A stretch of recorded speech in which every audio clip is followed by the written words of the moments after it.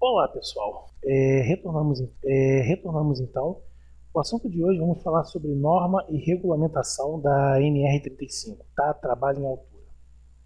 Norma e regulamentação aplicáveis ao trabalho em altura.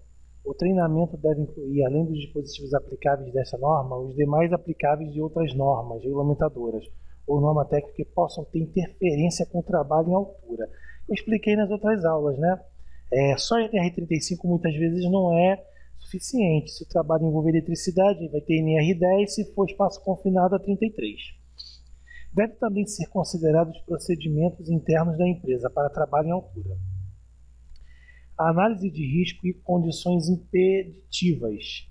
O trabalhador deve ser treinado a conhecer e interpretá-las, interpretar as análises de risco, podendo contribuir para o aprimoramento das mesmas, assim como identificar as possíveis condições impeditivas e realização dos serviços durante a execução do trabalho à altura.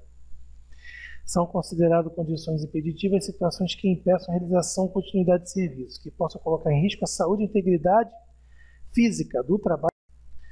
Riscos potenciais inerentes ao trabalho em altura e medidas de prevenção e controle. Sistemas, equipamentos, procedimentos de proteção coletiva. O treinamento deve compreender o conhecimento teórico e prático das utilizações dos equipamentos de proteção coletiva aplicáveis às atividades em altura, e o trabalhador irá desenvolver as suas limitações de uso. Equipamento de proteção individual para trabalho em altura, seleção, inspeção, conservação, limitação de uso. Isso tudo tem que ser feito.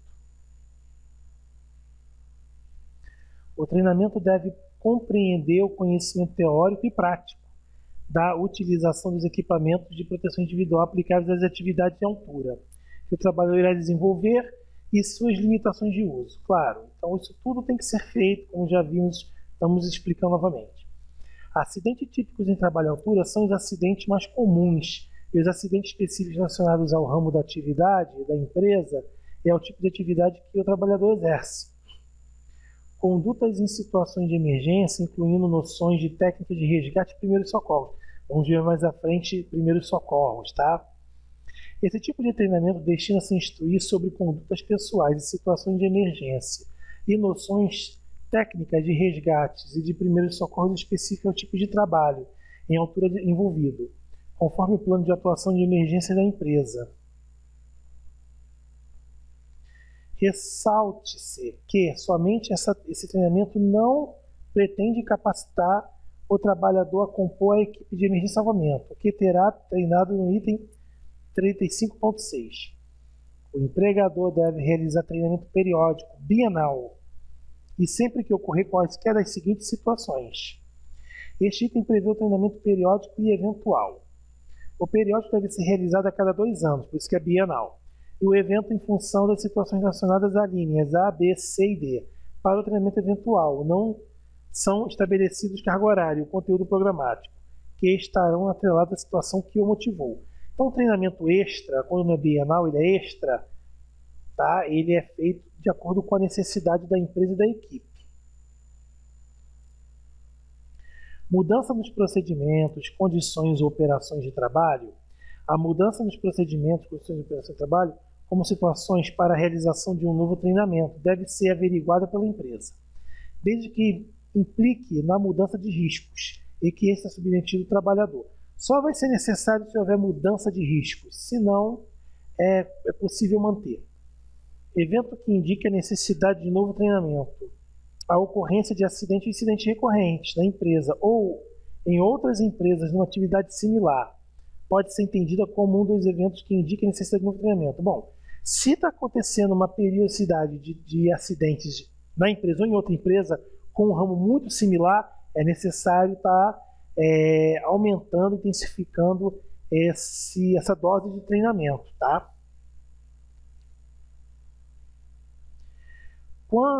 Quando do retorno de afastamento ao trabalho por período superior a 90 dias, nós já vimos isso. Mudança de empresa. Esta modalidade de treinamento destina-se ao trabalhador que a executa atividade em outra empresa, encontrar um ambiente de trabalho diverso daquele normalmente que teve contato, né? Por exemplo, o trabalhador de empresa contratada que realizasse sua atividade no estabelecimento de uma empresa contratante Para esse trabalhador, deve-se verificar os treinamentos realizados, adaptar o conteúdo à realidade do novo ambiente de trabalho. Então, por exemplo, você estava na empresa A, você foi para a empresa B, tá? Tem trabalho à altura, mas um era espaço confinado, o outro é rede elétrica, vai ter que fazer um novo treinamento de reciclagem, tá? O treinamento para as situações em que o trabalhador contratado por uma empresa termina o seu contrato de trabalho é admitido em outra e é um treinamento inicial, previsto no 3.2. Então, por exemplo, você foi para uma outra empresa, você vai fazer o treinamento inicial, porque você precisa saber a rotina daquela empresa. O treinamento periódico bienal deve ter carga horária mínima de 8 horas. Conteúdo programático definido pelo empregador. Bom, o treinamento que forma o empregado na NR35 é o treinamento introdutório de 8 horas, mas existe treinamento bienal. Agora, se o funcionário muda de empresa, ele vai ter que fazer um outro treinamento inicial de 8 horas, porque ele é novo naquela empresa, tá? Seria bienal quando é bienal na mesma empresa, você vai tendo rotina. Muda de empresa, começa tudo de novo, faz um outro treinamento. Até porque as empresas elas se diferem em rotinas, características, chefia, enfim, uma série de coisas. É um outro mundo, né? É um outro mecanismo. Os treinamentos iniciais, periódicos e eventual para o trabalhador em altura poderão ser ministrados em conjuntos com outros treinamentos da empresa. Como eu falei, a empresa ela pode fazer treinamento para 35 e para 33. Uma coisa não difere a outra, entendeu? Então, como um exercício, nada atrapalha. Os treinamentos para trabalho em altura fazem parte do perfil de capacitação do trabalhador, podendo ser inserido em conteúdo e outros treinamentos, devendo, nesse caso, observar a carga horária, o conteúdo, a aprovação, a validade prevista no treinamento. Tem que só observar a carga horária de 8 horas. E outra coisa, como as NRs elas se linkam, elas se ligam, elas se interlaçam, não há problema nenhum, porque muita coisa que fala daqui na 35 é comentada da 33 e vice-versa, uma caminha com a outra, tá? A capacitação deve ser realizada preferencialmente durante o horário normal de trabalho, sempre dentro do horário efetivo, tira-se meia hora para a capacitação. Será computado como trabalho efetivo o tempo despendido na capacitação. Sim, o empregador tem que considerar isso como horário trabalhado. O treinamento deve ser ministrado por instrutores com comprovada proficiência no assunto, sob a responsabilidade de profissão qualificando em segurança do trabalho. Então, o instrutor que tem que dar essas 8 horas, ou o periódico, são técnicos de segurança do trabalho, formados em segurança do trabalho. A comprovada proficiência no assunto não significa formação em curso específico, mas habilidade, experiência e conhecimentos capazes de ministrar os ensinamentos referentes aos tópicos abordados nos treinamentos. Porém, o treinamento deve estar sob a responsabilidade do profissional qualificado em segurança do trabalho. Então, quem ministra aulas de NR é o técnico de segurança do trabalho. Ao término do treinamento, deve ser emitido o certificado contendo nome do trabalhador, conteúdo programático, carga horária, data, local de realização, treinamento. Nome e qualificação de instrutores, assinatura do responsável, sempre. O certificado deve ser entregue ao trabalhador e uma cópia fica na empresa. A cópia do certificado arquivado na empresa poderá ser um arquivo eletrônico ou digital. A capacitação será consignada no registro de empregado. Certo, sempre. Os empregados que realizarem trabalho em altura devem ter registro no seu prontuário individual, que mostra o treinamento recebido. Todo funcionário que teve treinamento tem que ter certificado e tem que ter esse comprovante com ele. E registrado em seu prontuário como habilitado a trabalhar em trabalho em altura, NR35. Planejamento, organização e execução. Todo trabalho em altura seja planejado, organizado e executado por trabalhador capacitado e autorizado. Sempre planejado, organizado e executado por trabalhador capacitado e autorizado, aquele que tem um curso. Considera-se trabalhador autorizado para trabalho em altura cujo estado de saúde foi avaliado, tendo sido considerado apto para executar essa atividade e que possua anuência formal da empresa. Então, só é habilitado a trabalhar em altura habilitado em saúde, capacitado, tá, para poder, e com a anuência formal da empresa, a autorização da empresa. A autorização é um processo administrativo através do qual a empresa declara formalmente sua anuência, autorizando a pessoa a trabalhar em altura. Para autorização devem ser atendidos dois requisitos: capacitação e aptidão do trabalhador. Então ele tem que ter aptidão, ele tem que estar com o exame de saúde em dia, e ele tem que ter a capacitação de 8 horas. E aí sim vai ter a anuência da empresa, a autorização da empresa. Cabe ao empregador avaliar o estado de saúde dos trabalhadores que exercem atividade em altura, garantindo que os exames e a sistemática de avaliação sejam integrantes do Programa de Controle Médico de Saúde Ocupacional, PCEMSO, devem estar nele consignados, sempre. Entende-se que o termo existente no sentido amplo compreende-se a anamnese, exame físico, ser indicado os exames complementares que é submetido ao trabalhador, devendo todos os exames e a sistemática implementando estar consignados no PCMSO da empresa. Então, qualquer exame tipo complementar, de rotina, enfim, está tudo vinculado ao PCMSO da empresa. Considerando os trabalhos em altura que é que o trabalhador irá executar, né? No caso é relacionado à análise de trabalho em altura, tá? A avaliação seja efetuada periodicamente, considerando os riscos envolvidos em cada situação. A norma não estabelece uma periodicidade para a avaliação dos trabalhadores que executam trabalhos em altura. Cabe ao médico coordenador, quando houver, ao médico examinador estabelecer a periodicidade da avaliação, observando a estabelecida no IR7, atividade que o trabalhador irá executar em seu histórico clínico. Então, assim, fez o exame inicial, existe a bienal, o exame bienal que faz 2 anos, mas, havendo a necessidade, não tem 3 meses, 2 meses, não. Quando houver necessidade, se faz uma verificação, tá? De exame de rotina.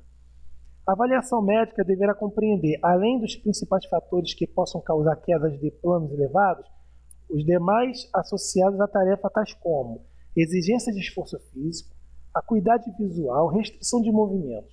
Vale ressaltar que se trata de uma relação exemplificativa. Outros fatores poderão ser considerados. Se o funcionário tem alguma anomalia, tá, de saúde, isso tem que ser observado, tá, pela empresa, pelo médico, enfim. Seja realizado exame médico voltado às patologias que poderão originar mal súbito a queda de altura, considerando tais outros fatores psicossociais. O médico examinador deve focar seu exame sobre patologias que possam originar mal súbito, tais como epilepsia, patologias crônicas descompensadas, como diabetes, hipertensão descompensadas. Fica reiterado que a indicação da necessidade de exames complementares é a responsabilidade do médico coordenador do PCSO, médico examinador. Então é o seguinte, tá? Geralmente, pessoas com algumas patologias como doenças como ataque epilético, diabetes, pressão alta, eles ficam impedidos, né, de fazer essa atividade. Agora, claro que outras anomalias clínicas têm que ser comunicadas pelo médico coordenador do PCCO e o médico examinador, sempre. A empresa tem que estar ciente.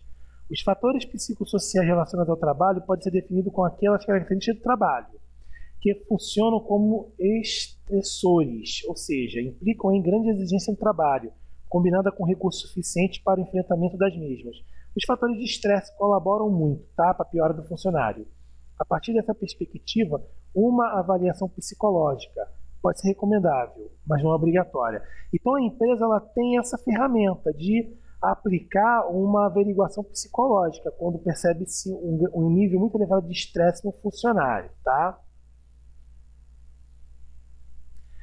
A aptidão para o trabalho em altura deve ser consignada no atestado de saúde e ocupação do trabalhador. A empresa deve manter cadastro atualizado que permita conhecer a abrangência da autorização de cada trabalhador para trabalho em altura. Esse cadastro poderá ser em forma de documento. Então, a aptidão que o trabalhador vai ter para trabalhar em altura, né, será verificado, né, e será isso registrado, documentado pela empresa. No planejamento do trabalho devem ser adotados as medidas de acordo com a seguinte hierarquia. As medidas devem ser consideradas inclusive na etapa de concepção das instalações de equipamentos. O projeto deve ser concebido no sentido de evitar a exposição do trabalho ou eliminar riscos de queda, sempre. Medidas para evitar o trabalho em altura sempre que existir meio alternativo de execução. Então, para evitar trabalho em altura. Se tem meios alternativos de execução, faça. Adotar um meio alternativo de execução sem expor o trabalhador ao risco de queda é a melhor alternativa, sempre. Existem medidas alternativas consagradas para evitar o trabalho em altura em algumas tarefas. Podemos citar a demolição de edifícios, já demole logo, né? Mas não adianta, vai ter que construir outro, vai lidar com o trabalho em altura. Pelo método da implosão, que evita o excesso de trabalhadores com ferramentas e equipamentos, as estruturas por períodos prolongados, sim, é uma grande ajuda. Outro exemplo é a utilização de postes de iluminação, onde a luminária desce, através de dispositivo mecânico, até a base do poste, possibilitando a troca da lâmpada ao nível do solo. Hoje em dia já existe aquele poste que a lâmpada ela desce, tipo um elevador, e você faz a troca e ela sobe. É pena que não é em todo lugar ainda. Isso evita o contato do funcionário com a altura. E alguns fios hoje já passam a ser submersos. Né? Você se livra da NR35, mas ganha 33. Aí já não resolve muito. Né? A análise do risco de tarefa deve considerar esta opção que será priorizada, quando possível. Medidas que eliminem o risco de queda dos trabalhadores, na impossibilidade de execução do trabalho de outra forma. Medidas de proteção coletiva devem, obrigatoriamente, se antecipar a todas as demais medidas de proteção possíveis de adoção na situação considerada. Claro que o uso do EPI é fundamental, é a alma dessa NR, como cinto, como trava-quedas, talabartes, tá? É tudo. A instalação de sistemas de guarda-corpos e corrimão, sempre. Sinalização, isolamento, guarda-corpo, corrimão, sempre. São exemplos de medidas de proteção coletiva, utilizadas na impossibilidade da realização do trabalho de outra forma. Medidas que minimizam consequências de queda, quando o risco de queda não puder ser eliminado. A utilização de redes de proteção, cinto de segurança, são exemplos de medidas de proteção coletiva individual, para minimizar consequências de queda. Então, o uso de rede para minimizar a queda de objetos sobre outra pessoa, tá? E o próprio uso, né, do cinto de segurança. Todo trabalho à altura deve ser realizado sob supervisão, cuja forma será definida pela análise de risco, de acordo com as particularidades da empresa. A execução do serviço deve considerar as influências externas que possam alterar as condições do local de trabalho, já previstas na análise de risco. Então, formalização da PET da R, inevitável, tem que ter. Como exemplo de insuficiências existentes podem alterar as condições do local, pode-se citar as alterações climáticas adversas, como vento, chuva, insolação, descargas atmosféricas e trânsito no veículo de pessoas, entre outras. Existem algumas coisas aqui que atrapalham muito o andamento de uma NR35. Manutenção de um poste e a queda de um raio, uma tempestade. Isso vai fazer você interromper o trabalho por um momento. É importante ressaltar que as influências que interficam ou impeçam as continuidades das atividades. Isso já foi comentado. Todo trabalho à altura deve ser precedido de análise de risco. Risco, capacidade de uma grandeza com potencial para causar lesões ou danos à saúde e à segurança das pessoas. A adoção de medida de controle deve ser precedida da aplicação de técnicas de análise de risco. A análise de risco é um método sistemático de exame e avaliação de todas as etapas e elementos de um determinado trabalho, para desenvolver e relacionar toda a sequência de operações. O trabalhador executará, identificará os riscos potenciais de acidentes físicos e materiais, identificar e corrigir problemas operacionais e implementar uma maneira correta da execução de cada etapa do trabalho. Então, a análise de risco nada mais é que a minimização ao mínimo de algum acidente ou incidente, tá? Portanto, uma ferramenta de exame crítico da atividade ou situação com grande utilidade para a identificação e antecipação dos eventos desejáveis e acidentes possíveis de ocorrência, possibilitando a adoção de medidas preventivas de segurança e de saúde do trabalhador, do usuário e de terceiros, do meio ambiente e até mesmo evitar danos de equipamento e interrupção de processos produtivos. Então, assim, tá? Com medidas de boas práticas de segurança, a gente pode evitar problemas maiores, como incidentes indesejáveis, tá? No caso, ferimento, né, de queda em terceiro e tudo mais. A NR35 não estabelece uma metodologia específica a ser empregada, mas não há o que se olvidar que a análise de risco deve ser documentada e fundada em metodologia de avaliação e procedimento. Então, a NR35 diz que a AR deve ser feita e o local deve ser avaliado, sendo analisada toda a sua realidade. Procedimentos conhecidos, divulgados, praticados na organização e principalmente aceitos pelo poder público, órgãos entendidos e técnicas, entidades técnicas. Então, meus amigos, é o seguinte, tá? Visto aqui norma e regulamentação, a gente sabe muito bem que existem normas e regras sobre a NR35 que devem ser seguidas. E que nem sempre ela está sozinha. Você vai ter que ter o domínio de uma outra NR, seja a 10 ou a 33, exemplo, para poder, se você seguir, tá? Você calgar, tá? Nesse conhecimento aí. Tá? Então, continue os estudos. Seria bom vocês refazerem os exercícios 1 a 25 da introdução. Seria bom refazer para reforçar, porque trata muito sobre isso, são reforço. Tá? Seria muito bom. A gente se vê então na próxima aula. Continue os estudos. Aquele abraço, boa semana para vocês.